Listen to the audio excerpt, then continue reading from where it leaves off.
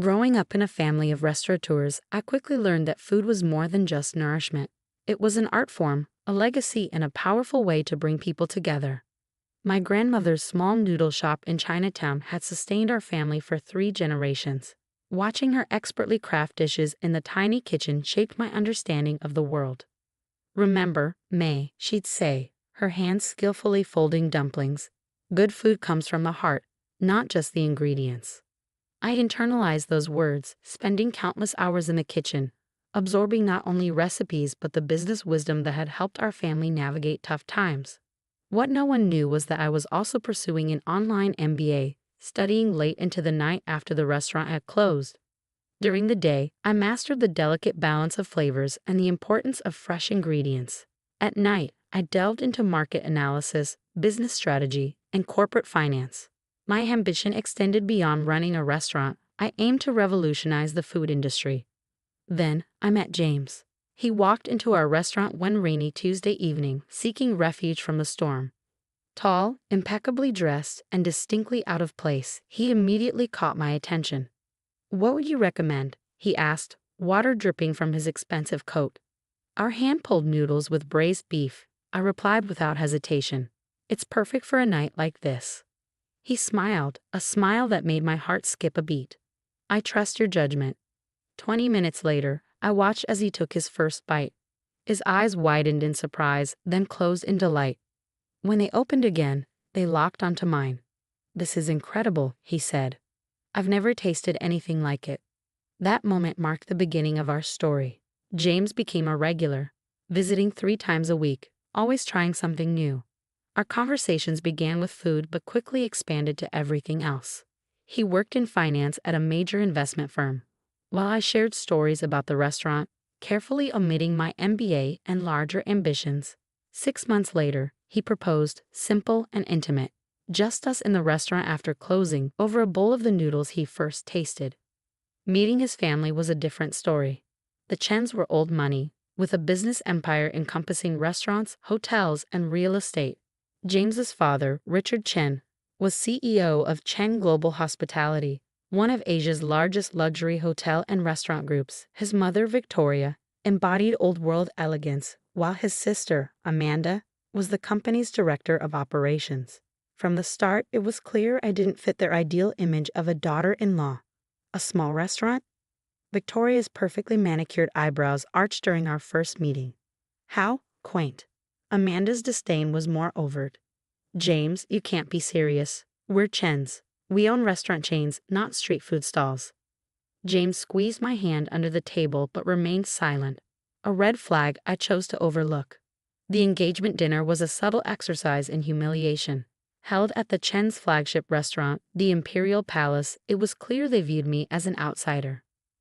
"May, dear," Victoria called across the table, "it's fascinating that you work in food service.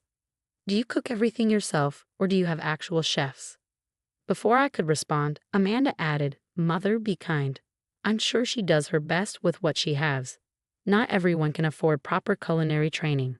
Drawing on years of customer service experience, I maintained my composure. "I trained under my grandmother." "Whoa. Oh, how sweet," Victoria interrupted. "Family recipes. James, remember our cooking class in Paris with the Michelin-starred chef?" James chuckled uncomfortably. "Mother, please."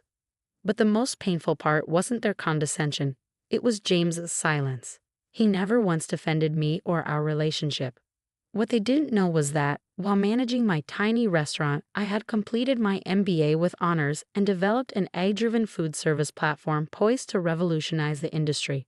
My company, Food Tech Solutions, was already valued at over $3 billion, operating in stealth mode. I had kept this private, wanting to be judged for who I was, not what I owned.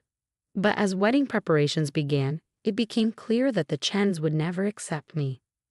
The breaking point came during a family dinner at Victoria's mansion. I brought some of my signature dishes to share my heritage. Victoria wrinkled her nose at the containers. "Oh, he brought takeout." "Actually, I made these myself," I said proudly. "They're my grandmother's recipes." Amanda prodded the food with her fork. "How authentic. But for the wedding, we should stick to proper catering. We have a reputation to maintain." James, beside me, focused intently on his phone. The wedding menu is settled, Victoria announced. Chef Pierre from Paris will cater. We can have street food at a Chen wedding. My food isn't. I began, but Victoria raised a hand. May, dear, understand that the Chens are more than a family. We're a brand. Your little restaurant is charming, but it's not up to our standards. After the wedding, we could help you find a more suitable occupation. My phone buzzed. It was an alert. Chen Global Hospitality's stock had plummeted 30% in after-hours trading due to leaked quarterly losses and potential fraud in their restaurant division. Victoria turned ashen. Amanda frantically typed, and Richard barked orders into his phone. James turned to me, pale. I need to go to the office. Family emergency. I stood calmly. Actually, I think I can help. Everyone froze. Help? Amanda sneered, though her voice wavered.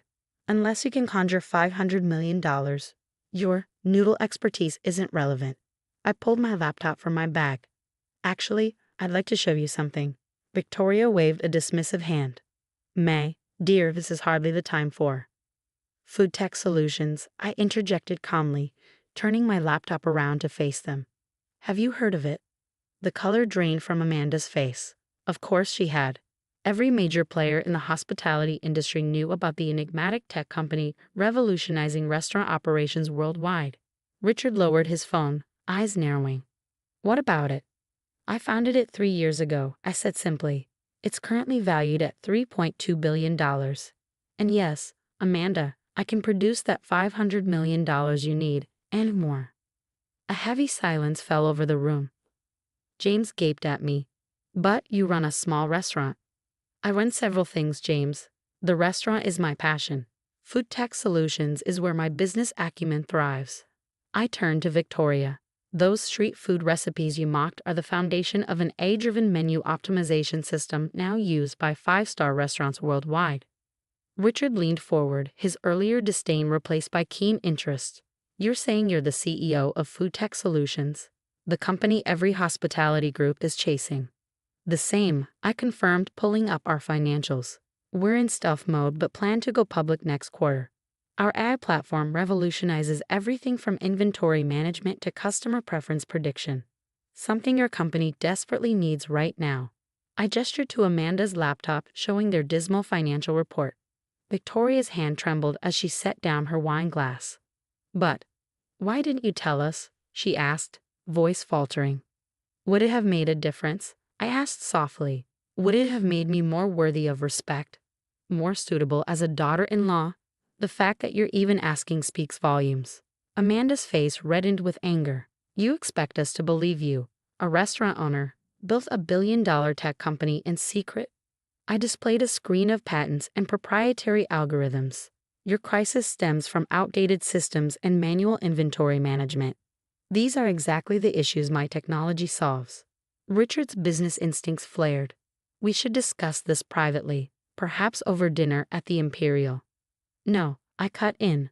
We'll discuss it here, where you've belittled me for months. You've made it clear I'm not good enough for your family. James finally spoke. May, why didn't you tell me? I looked at him, a profound sadness settling in. I wanted you to stand up for me for who I am, not for what I own. But you never did. Victoria tried to recover. Darling, you must understand. We have standards. Yes, you've made those standards clear, I said firmly. Now let me set mine.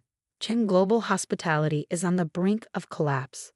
I can help, but there will be conditions. Amanda's eyes darkened. Conditions? This is blackmail. No, Amanda, this is business. I stood smoothing my dress. You've treated me like I'm beneath you. Now you need my help. Can your pride handle that?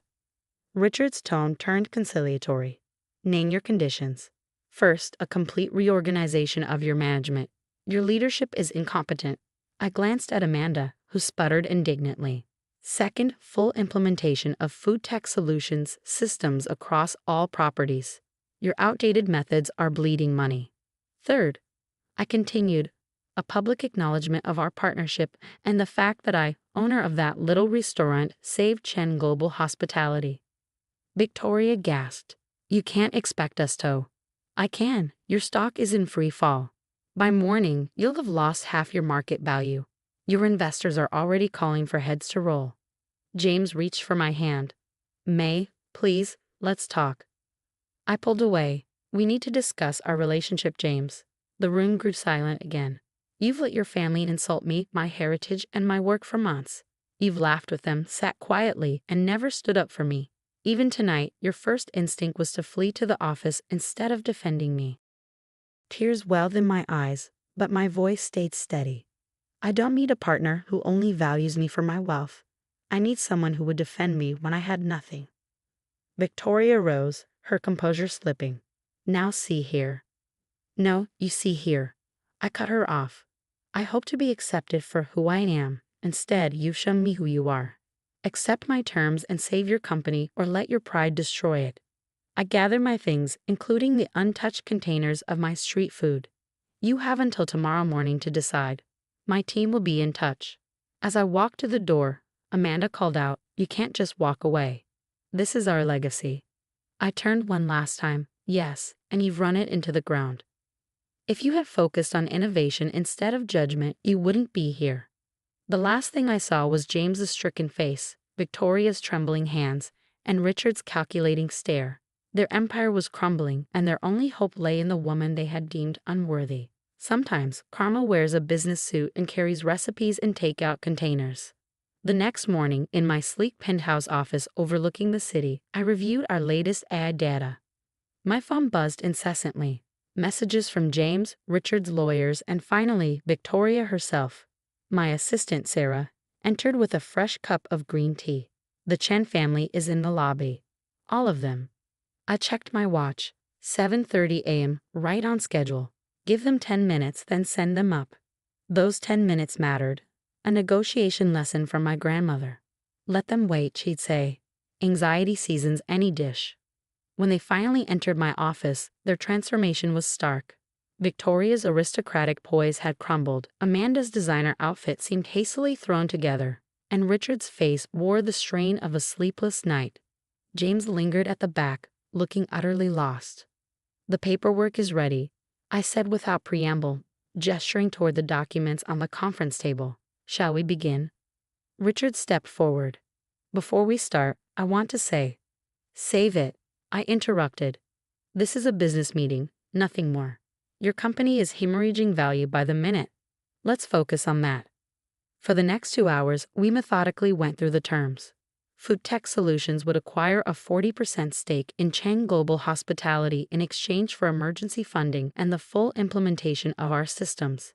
Amanda would step down as Director of Operations, to be replaced by someone from my team. "This is highway robbery," Amanda sputtered, but Richard silenced her with a glare. "It's more than fair," I replied calmly. "You're getting cutting-edge technology, immediate financial stability, and a partnership that will elevate your market value. In return, I gain partial ownership of a company in desperate need of modernization." Victoria, who had remained unusually quiet, finally spoke. "And what about James?" I met her gaze steadily. "James is not part of this discussion. Business and personal matters should remain separate, something your family never seemed to grasp." James stepped forward. "May, please. Can we talk privately?" I considered for a moment before nodding. 5 minutes. The rest of you can review the documents with my legal team. In my private office, James paced nervously. "Why didn't you tell me about any of this?" "Would it have changed anything?" I asked.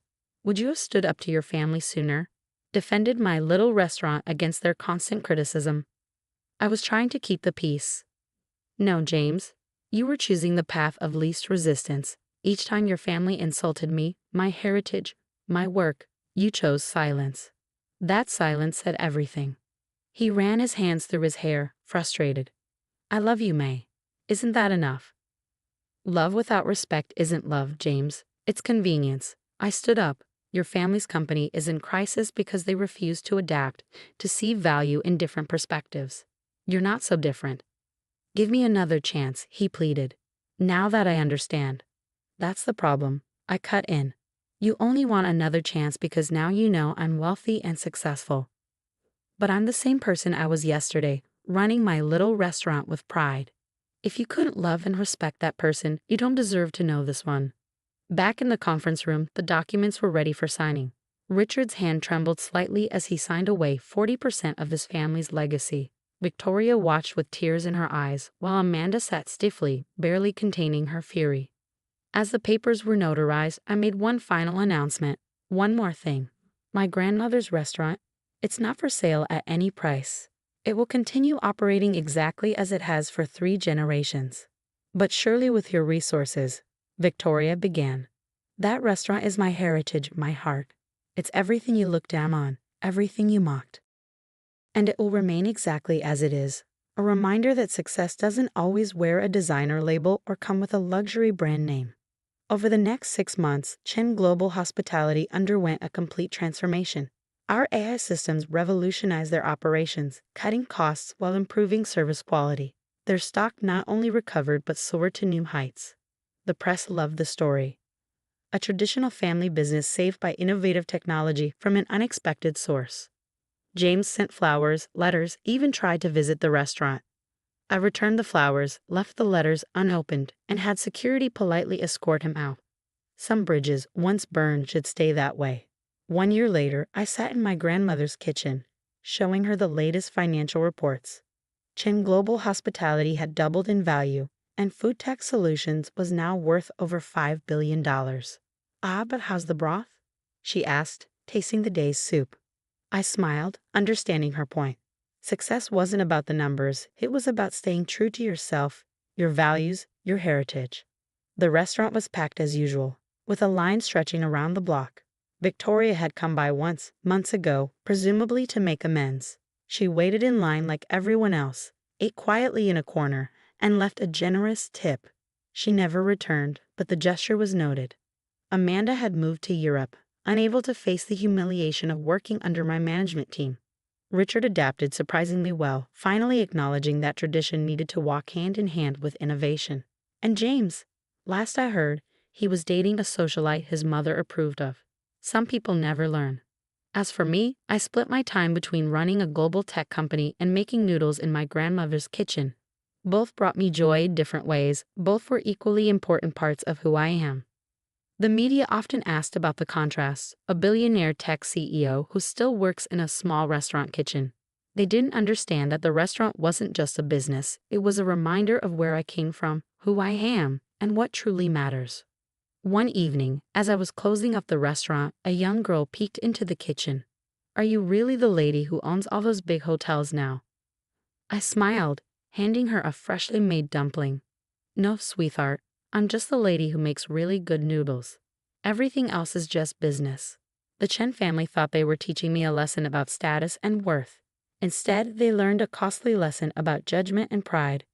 Sometimes the most valuable things in life come in the simplest packages, and the most powerful people are those who don't need to prove their power. As my grandmother always said, good food comes from the heart, not just the ingredients. The same is true of success. It comes from integrity, not just assets. I still have the takeout containers from that last dinner at the Chen Mansion. They sit in my office as a reminder. Never let anyone shame you for who you are, and never compromise your values for those who can't see your worth. Sometimes, the best revenge isn't serving a cold dish, it's serving a perfectly prepared one. Seasoned with success, garnished with grace, and served with a side of karmic justice.